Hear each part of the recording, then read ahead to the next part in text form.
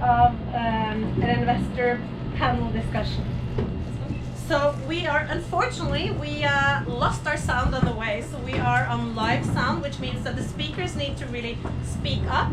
For the streaming, it shouldn't be a problem because the camera is closed, but we will try to really keep the voices up so that all of you can hear well. And I know that me and well, I'm equipped with a loud voice, and I hope you are as well, Jeanette. And the rest of you who are going to speak, just keep that in mind, that you're speaking both out to the Startup Extreme platform and to the guys and girls in the back of this boat. So, just a second. We are really honored to have the US Embassy joining us here today. And I will talk a little bit more about Tool later.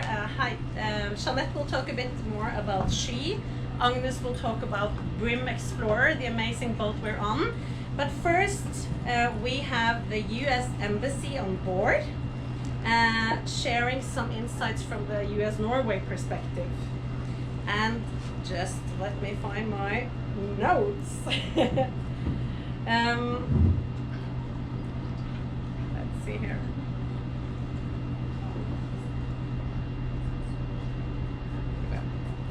So, we are starting from the US Embassy. We have Deputy Political and Economic Counselor Nicole Johnson.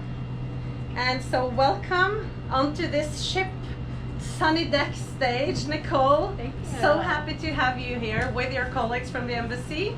And welcome. Thank you so much. Is this good? Well, thank you, Birgit. It's wonderful to be here, to be outside as Norway starts to slowly and gradually open up. And I can't think of a better setting for my first event since the COVID crisis hit Norway. It's really a pleasure to participate in this year's Startup Extreme program. And I'm starting to think that our embassy might need to consider some floating meetings ourselves. So now we have some good ideas. Thank you for that inspiration. And thank you to the organizers for including the embassy in today's event. Investing in gender equality is a priority that the US government strongly supports. It's not only an ethical imperative to do so, but it's an economic one and it's a security one. Women's economic empowerment is smart economic policy and it's smart security policy, because societies that empower women to fully participate in civic and economic life are societies that are more prosperous and more peaceful. So everyone in this audience and in our streaming audience is well aware of the very dismal statistics around the gender divide. Women around the world face a $1 trillion credit gap. 2.7 billion women face legal restrictions from letting them have the same job opportunities as men do. And research shows that if we let women participate in labor markets equally to that of men, our GDP could add $12 trillion by 2025. So there are reasons to move ahead. Meaningful change in women's economic situation and access to capital is going to require broad engagement by a wide variety of actors: investors, educators, established businesses, individuals. And we think that there's also an important role for government to play here, through our foreign assistance budget, through our regulatory decisions, through our ability to convene and support networks.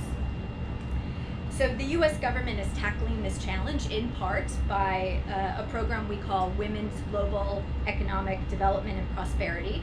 It's WGDP for short, and it focuses on 3 broad pillars. First is advancing women's role in the workplace by improving their access to education and workforce training. Last year, nearly 2 million women participated in US government-supported workforce training programs. The second pillar is promoting women's access to capital and technical assistance. And last year we had more than 9,000 women-led businesses who received nearly $2 billion in US government-backed loans. The third pillar is reducing the legal and regulatory barriers that limit women's full participation in the economy. This might mean they don't have the ability to sign a contract or to own property, or they're facing discrimination and access to credit, or they simply lack the ability to have a passport and travel freely. These are all barriers. And just one example of our efforts to drive regulatory change to support gender equality, our government engaged with the government of Morocco through a program we call the Millennium Challenge Corporation, which is an aid agency. Our engagement led to legal changes in Morocco that increased land right security for women. Closer to home, here in Norway, our embassy has partnered with the American Chamber of Commerce to launch a program called Rising Leaders. The Rising Leaders initiative promotes diversity in Oslo's business community by connecting student leaders, young professionals, entrepreneurs who may come from underrepresented backgrounds. We're connecting them with leaders in AmCham's member companies. And it helps people from underrepresented groups. It strives to have gender equality represented on the panel. And these young leaders receive access to training, to mentoring, to skills development programs from some leading businesses that they may not otherwise have access to. And if I can just put in a quick plug for this program, Rising Leaders, the next cohort is going to launch at the end of this summer. And we're still accepting applications through the beginning of July. So if anyone in this audience knows of a rising star who could benefit from some networking and mentoring with established business leaders, please let me know, or please go to AmCham's website and sign up before the 1st of July. And we know that networking is so important, not just when we're starting out our careers, but through the longevity of our career. And the embassy also has a great opportunity to help connect Norwegian leaders with networks in America. And this is through our International Visitor Leadership Program. And we're really proud to have two alumni of this program, Birgit and Agnes, who are spearheading today's event. They are proud alumni of this program. Finally, we also have a number of resources to help Norwegian investors or entrepreneurs who are looking to expand in the U.S. market. This help includes navigating the U.S. regulatory system, matchmaking and access to partners, and just access to information about how you can make smart investment decisions in the United States. So these are just a few of the examples of the work we're doing to promote entrepreneurship and diversity, supporting workforce training, encouraging regulatory reform, and connecting and convening networks and mentorship. We do feel that governments play an important role. However, we are just one piece of the puzzle. And that's why I'm really looking forward to listening today to all of the speakers and panelists to learn more about tools and ideas about how we can move forward diversity in investments and create and promote better prosperity, not just in Norway, but globally. So thank you very much for the opportunity to join me today. And thank you so much to you and the U.S. Embassy. And we really look forward to exploring the collaboration between Norway and the U.S. In the months and years to come. So that was the introductory speech. Now we have Jeanette Carter from She Invests and She Community to share some of the insights about She. Yep. Welcome, Jeanette. Thank you.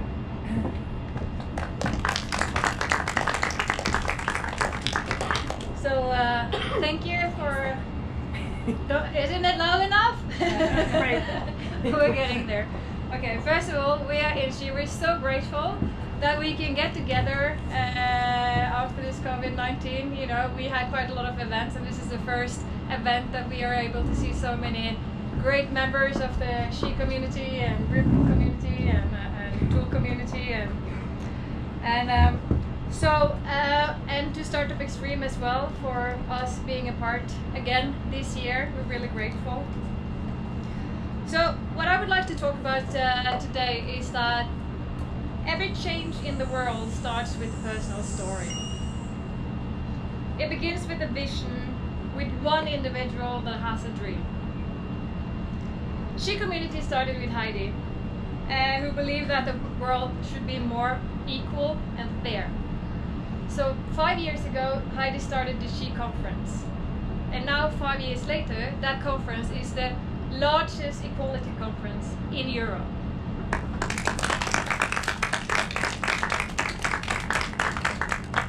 And thanks to that conference, that gave me the inspiration to be part of something that I feel is probably the biggest purpose that I can do with my life, with the person I am. And that being part of making a difference for women in Norway, but also across borders. So it's a privilege, and I see it as my responsibility as a leader to continue to bring forward the legacy of equality from Norway. So why is investing in gender equality important? According to the World Economic Forum, how many of you know how many years it will take to close the gender gap, capital gap? 200. It will take 200 years. But due to the COVID-19, 50 years has been added. 50 years in 3 to 4 months. That's what we're facing now. That means there's a baby over there. That means that, not that baby, but in year 2255, those girls will have gender equal pay. That's way too far ahead. And that's why I'm part of She, and I hope that you also will be a part of this movement. Because every single one of us here, with regards to what we do and the choices we make and how we impact the people around us at work and at home, we have the ability to make that movement go faster. So I would like to share with you the 3 different levels of how investing in gender equality actually affects us. I will talk a bit about how it affects on a society level and the economies, I mean. And what it means for companies and the stock prices and profits. And what it means for a lot of you here today that I know are founders and owners and also investors. And then finally I will share what we do in She Invest to start to close the gender gap moving forward. So as the US Embassy told us just recently now, she said with regards to the participation in the labor force, around the globe, do you know how many women that actually on average participate in the labor force? Guess? 25. 25%? It's a bit higher, thank you. Anyone else? Is it over 25? So what's the second guess? 50. Yeah, it's 50%. And what's the men's? 38. Huh? 38. 80. It's 75. So 50% for women and 75 for the men. If we within the next 5 years have 25% more women participate to the same level as men, that equals $12 trillion in gross domestic product. Bruttonasjonalprodukt. That's quite a lot of money. We're not talking about billions, we're talking about trillions. $12 trillion. So what does that actually mean? If we as women would stimulate some more women or men would participate more, what does that effect have on the society and actually the economies around the world if that effect is $13 trillion? That's quite a big impact.